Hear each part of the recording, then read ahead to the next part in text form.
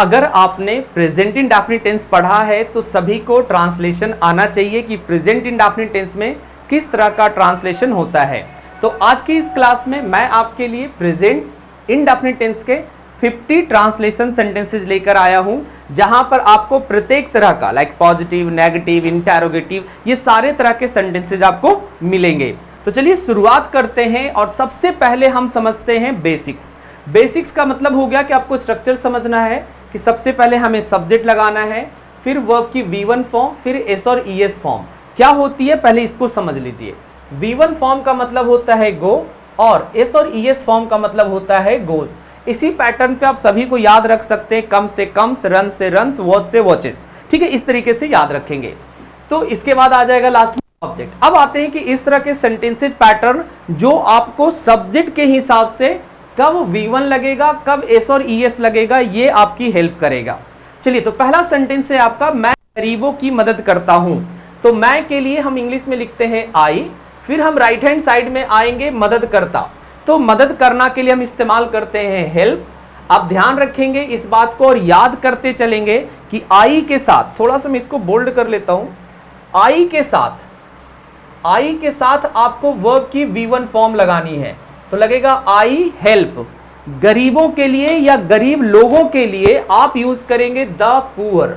क्या लिखेंगे? The poor. तो बन गया सेंटेंस हमारा, आई हेल्प द पुअर। हम लोग गरीबों की मदद करते हैं। अब हम लोग के लिए इस्तेमाल करते हैं वी का मतलब हम भी होता है और वी का मतलब हम लोग भी होता है। फिर से हम आएंगे राइट हैंड साइड में मदद करना, तो बी के साथ भी हम यूज करते वर्ब की V1 फॉर्म। तो यहां पर भी हम लगाएंगे वी हेल्प और गरीबों के लिए क्या लिखेंगे? द, फिर आएगा पुअर। नेक्स्ट है तुम गरीबों की मदद करते हो। इसको आप कहेंगे, तुम के लिए लिखिएगा यू। तुम हो, तुम लोग हो, आप लोग हो, इन सभी के लिए आप लिखेंगे यू। और यू के साथ भी आएगा वर्ब की बेस फॉर्म। तो हेल्प का यहां पर रह जाएगा हेल्प। यू हेल्प, गरीबों के लिए आएगा द पुअर। तो यू हेल्प द पुअर। चलिए, वह गरीबों की मदद करता है। अब सब्जेक्ट चेंज हुआ, यहां पर भी वह गरीबों की मदद करता है। चूंकि करता है लिखा है तो वह के लिए आप लिखेंगे ही। अब आएगा मदद करना, तो मदद करना के लिए हम लिखेंगे हेल्प, लेकिन इस बात का ध्यान रखेंगे कि ही एक सिंगुलर सब्जेक्ट है तो इसके साथ वर्ब में एस लग के आएगा। तो हो गया ही हेल्प्स। गरीबों के लिए हम बार बार लिखते चल रहे हैं the poor. He helps the poor. I hope ये पॉइंट बिल्कुल समझ में आया। वह गरीबों की मदद करती है। अब देखिएगा मदद करती है लिखा हुआ है, अब करती है तो वह के लिए हम लगाएंगे शी। अब हेल्प तो हेल्प नहीं लगेगा, बल्कि हेल्प के साथ क्या लगाना पड़ेगा आपको? एस। तो she helps the poor. Next बढ़िए, वह लोग गरीबों की मदद करते हैं। बेसिकली ये वह लोग नहीं बल्कि वे लोग हैं, ठीक है, वे लोग गरीबों की मदद करते हैं। तो वे लोग के लिए हम इस्तेमाल करेंगे दे। क्या लिखेंगे? दे। अब मदद करना के लिए हम लिखेंगे हेल्प। अब आपको लगेगा कि सर दे के साथ क्या आएगा? तो दे के साथ V1 फॉर्म आएगा। तो they help the poor. Next, Radha गरीबों की मदद करती है। तो राधा सिंगुलर सब्जेक्ट होगा, चूंकि एक सिंगल नाम है तो राधा के साथ आएगा helps. Radha helps the poor. I hope कब एस लग रहा है, कब एस नहीं लग रहा है, इतने सेंटेंस के बाद आपका बिल्कुल क्लियर हो जाएगा। रोहन गरीबों की मदद करता है, देन रोहन, अगेन आएगा हेल्प्स।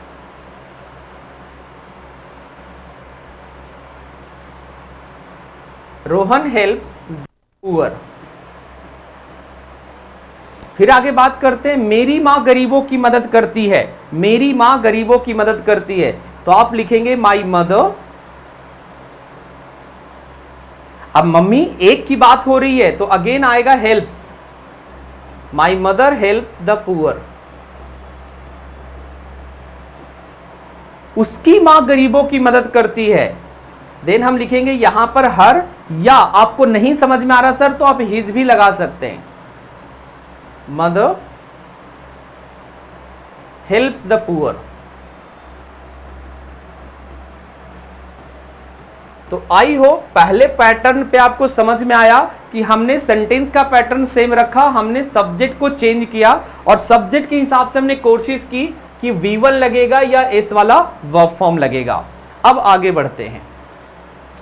हम लोगों की मां गरीबों की मदद करती है, तो हम लोगों की मां के लिए यूज करेंगे हम आर मदर।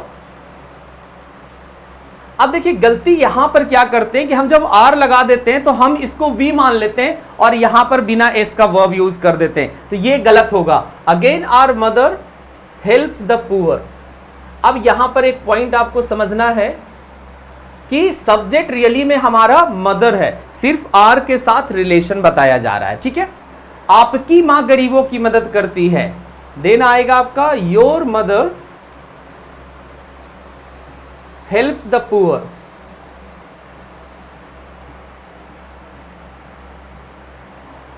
उसकी मां गरीबों की मदद करती है, then her mother helps the poor. देखिए सारे सब्जेक्ट्स को मैंने इंक्लूड किया है कि किसी भी तरह का सब्जेक्ट आने वाले टाइम में आपको मिले वो गलत नहीं हो। राधा की मां गरीबों की मदद करती है, then it will be Radha's mother. Radha's mother helps the poor.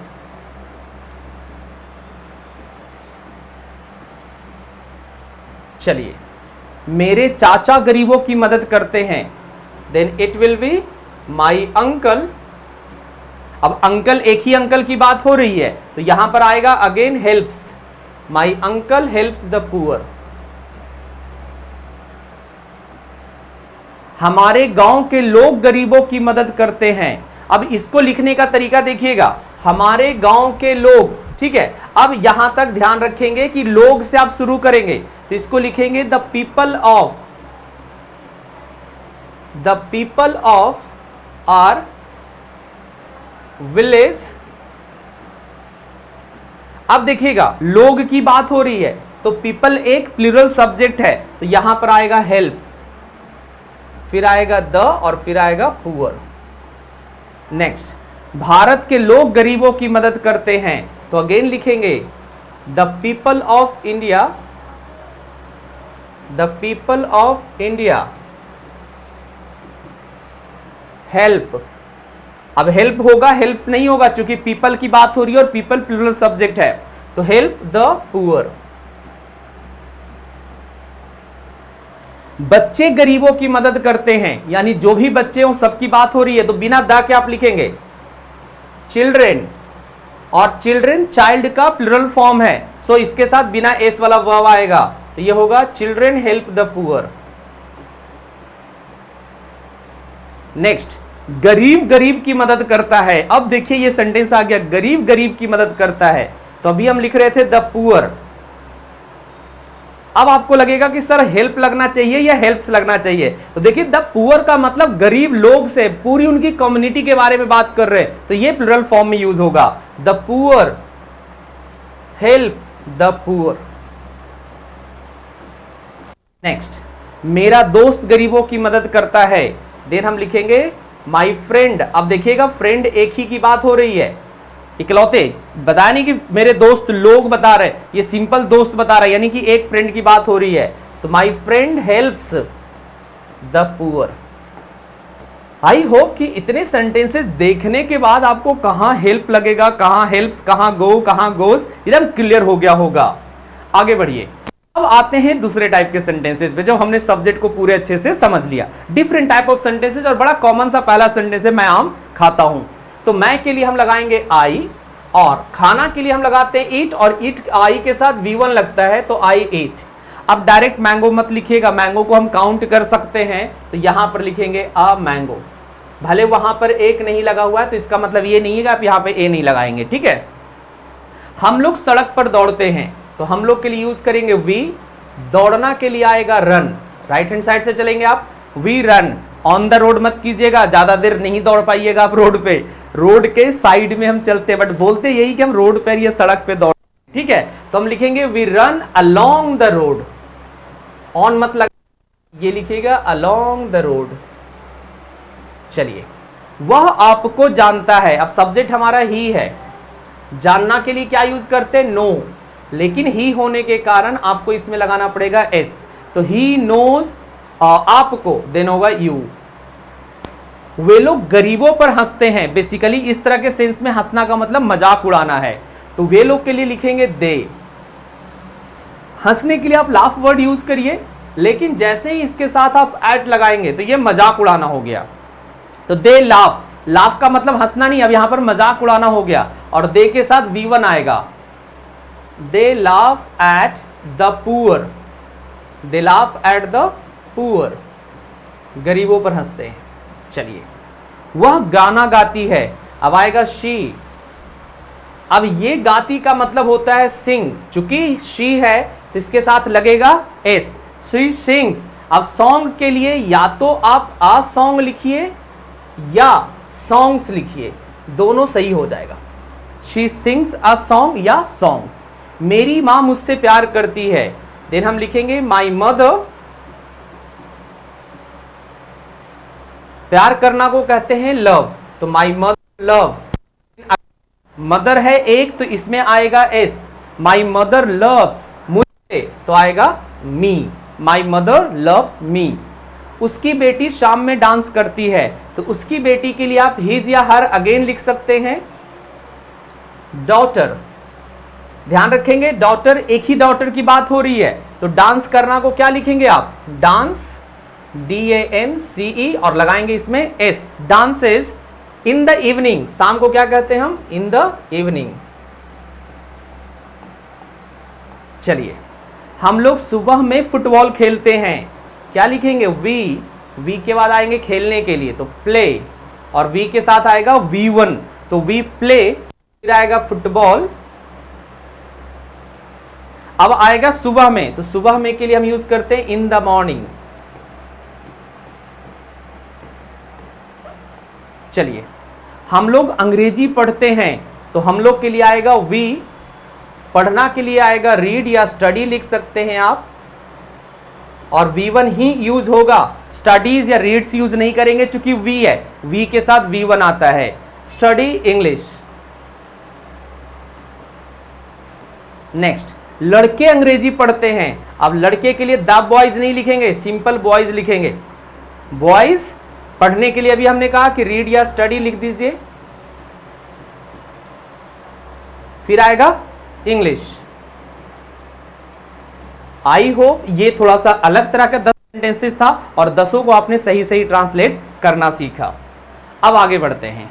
वह इंग्लिश पढ़ाते हैं, तो ही, पढ़ाना को कहते हैं टीच, TEACH, क्या लगाएंगे इसमें, ES। अब आपको लगेगा सर ES कब लगेगा, तो जब अंत में S, SS, SH या CH रहेगा, तो इसके साथ आप ES जोड़िएगा, तो ही टीचेज, फिर आएगा इंग्लिश।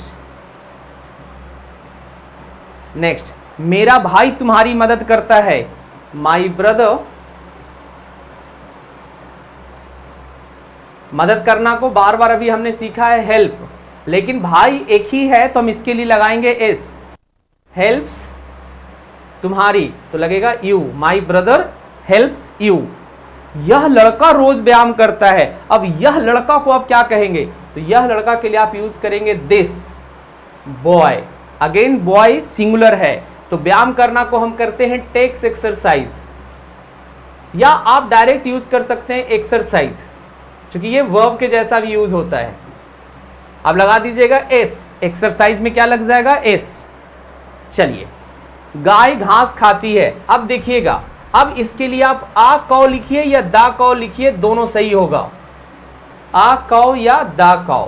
देखिएगा, जब आप कॉमन नाउन से किसी पूरी जाति का बताना चाहेंगे, कॉमन नाउन से उसकी पूरी जाति का बताना चाहेंगे, तो एन भी चल जाएगा और द भी चल जाएगा, लेकिन नाउन को सिंगुलर रखना है, आ काउ या दा काउ, इट्स ग्रास। चलिए, कुत्ते रात में भौंकते हैं, अब देखिए कुत्ते की बात है, तो इसको 3 तरीके से हम बना सकते हैं, आ डॉग, द डॉग,